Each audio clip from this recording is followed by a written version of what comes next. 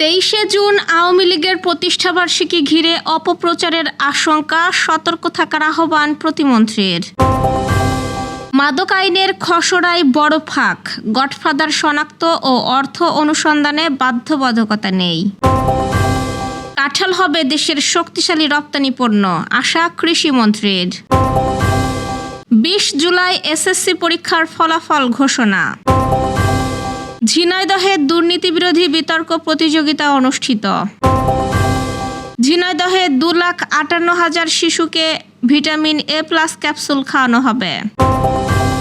মেসিকে ছাড়িয়ে বিশ্বকাপে নতুন ইতিহাস গড়লেন হ্যারি কেইন। দর্শক, শুনছিলেন সন্ধ্যার খবরের প্রধান প্রধান শিরোনাম, এবার বিস্তারিত। তার আগে আমাদের ইউটিউব চ্যানেল সাবস্ক্রাইব করুন এবং সব খবর পেতে ফেসবুক পেজ ফলো করে রাখার পাশাপাশি ওয়েবসাইট ভিজিট করুন। আওয়ামী লীগের প্রতিষ্ঠাবার্ষিকী 23শে জুনকে কেন্দ্র করে সামাজিক যোগাযোগ মাধ্যমে পরিকল্পিত অপপ্রচার চালানো হতে পারে বলে আশঙ্কা প্রকাশ করেছেন স্থানীয় সরকার, পল্লী উন্নয়ন ও সমবায় প্রতিমন্ত্রী মীর শাহে আলম।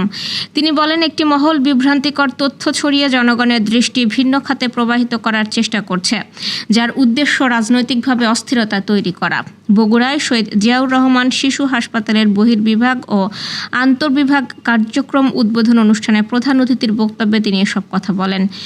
প্রতিমন্ত্রী অভিযোগ করেন, অপপ্রচারের মাধ্যমে আওয়ামী লীগকে পুনরায় রাজনৈতিকভাবে সক্রিয় করার অপচেষ্টা চলছে এবং এই বিষয়ে সবাইকে সতর্ক থাকতে হবে। তিনি আরও বলেন, দীর্ঘ 17 বছর বগুড়া উন্নয়ন বঞ্চনার শিকার ছিল। বর্তমান সরকার দায়িত্ব নেওয়ার পর জেলার উন্নয়ন কার্যক্রম পুনরায় গতিশীল হয়েছে। এই অগ্রযাত্রা থামাতে একটি মহল ষড়যন্ত্রে লিপ্ত হলেও উন্নয়ন কার্যক্রম অব্যাহত থাকবে বলে তিনি জানান। মাদকদ্রব্য নিয়ন্ত্রণ আইনের সংশোধনী খসড়ায় দ্রুত বিচার নিশ্চিত করতে জেলা ও মহানগরে মাদক ট্রাইব্যুনাল গঠনের প্রস্তাব রাখা হয়েছে। তবে বিশেষজ্ঞদের মতে এতে বড় ধরনের ঘাটতি রয়ে গেছে। খসড়ায় মাদক ব্যবসার অর্থনৈতিক নেটওয়ার্ক, গডফাদার বা মূল নিয়ন্ত্রকদের শনাক্ত এবং আর্থিক লেনদেনে অনুসন্ধান বাধ্যতামূলক করার বিষয়টি অন্তর্ভুক্ত করা হয়নি। বর্তমানে দেশে 6 লাখের বেশি মাদক মামলা বিচারাধীন রয়েছে। দীর্ঘসূত্রিতার কারণে অনেক আসামি পার পেয়ে যাচ্ছে। সংশ্লিষ্টরা বলছেন, শুধু বাহক বা খুচরা বিক্রেতাদের শাস্তি দিলেই মাদক নিয়ন্ত্রণ সম্ভব নয়, মূল উৎস ও অর্থদাতাদের শনাক্ত করা জরুরি। খসড়াটি মূলত বিচারিক কাঠামোকে গুরুত্ব দিয়েছে, কিন্তু তদন্ত শক্তিশালী করা, ব্যাংকিং ও সম্পদ অনুসন্ধান বা সিন্ডিকেট ভাঙার বিষয়ে নতুন কোনো কঠোর বিধান নেই। বিশেষজ্ঞরা মনে করছেন, এইসব ফাঁক রয়ে গেলে আইন সংশোধনের পূর্ণ সুফল পাওয়া যাবে না এবং মাদক নিয়ন্ত্রণ কার্যক্রম আরও জটিল হয়ে পড়বে। কাঁঠাল দিয়ে সিঙ্গাড়া, সমুচা, কাবাব সহ নানা ধরনের পুষ্টিকর খাদ্যপণ্য তৈরি হচ্ছে এবং এসব পণ্যের আন্তর্জাতিক বাজারও তৈরি হচ্ছে বলে জানিয়েছেন কৃষি ও মৎস্য প্রাণী সম্পদ মন্ত্রী মোহাম্মদ আমিনুর রশিদ। তিনি বলেন, বিশ্বের বিভিন্ন দেশ বাংলাদেশের কাঁঠাল ভিত্তিক খাদ্যপণ্য উৎপাদন ও বিপণনে আগ্রহ দেখাচ্ছে। জাতীয় ফল মেলা 2026 উদ্বোধনের পর সাংবাদিকদের সঙ্গে আলাপকালে মন্ত্রী বলেন, দেশে ফল উৎপাদনে এক ধরনের বিপ্লব ঘটছে। আম, আনারস ও কাঁঠাল ইতোমধ্যেই রপ্তানি শুরু হয়েছে এবং চলতি বছর কাঁঠাল রপ্তানি আরও বাড়বে। এ বিষয়ে চীনের সঙ্গে যোগাযোগ অব্যাহত রয়েছে বলেও জানান তিনি। কৃষিমন্ত্রী আশা প্রকাশ করে বলেন, ফল ভিত্তিক প্রক্রিয়াজাত শিল্প ও ক্ষুদ্র উদ্যোক্তাদের অংশগ্রহণের মাধ্যমে আগামী দিনে ফল, বিশেষ করে কাঁঠাল, বাংলাদেশের অন্যতম শক্তিশালী রপ্তানি পণ্যে পরিণত হবে। এছাড়া কৃষি খাতে বরাদ্দ আগের বছরের তুলনায় বেড়েছে বলে উল্লেখ করেন তিনি। কোনো রকমের প্রশ্নপত্র ফাঁসের ঘটনা ছাড়াই এবারের এসএসসি পরীক্ষা শেষ হয়েছে বলে মন্তব্য করেছেন শিক্ষামন্ত্রী আ.ন.ম এহসানুল হক মিলন। তিনি বলেন, 2 মাসের মধ্যে আগামী 20 জুলাই এসএসসি পরীক্ষার ফলাফল ঘোষণা করা হবে।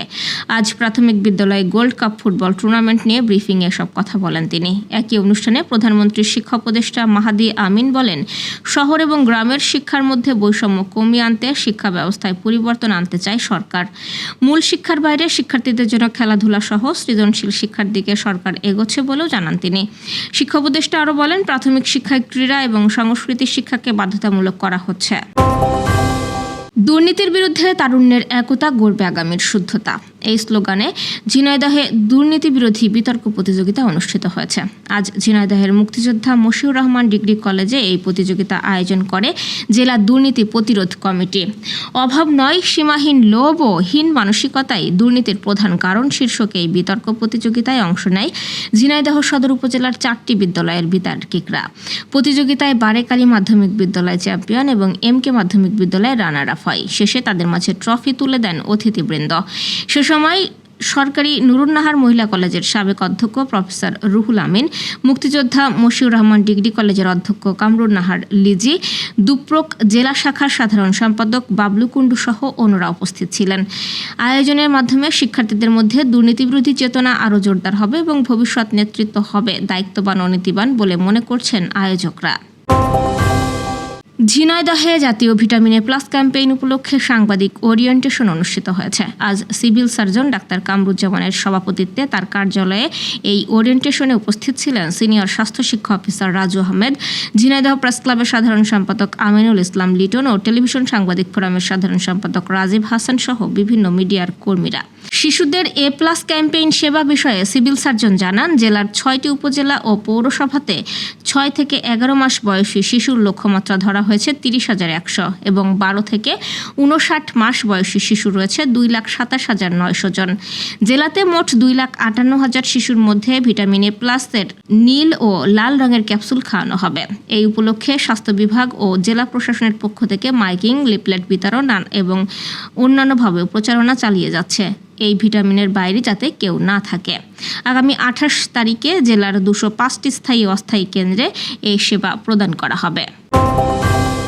বিশ্বকাপের এল গ্রুপে দুর্দান্ত সূচনা করেছে ইংল্যান্ড। রোমাঞ্চকর ম্যাচে ক্রোয়েশিয়াকে 4-2 গোলে হারিয়ে টুর্নামেন্টে জয় দিয়ে অভিযান শুরু করেছে থ্রি লায়ন্সরা।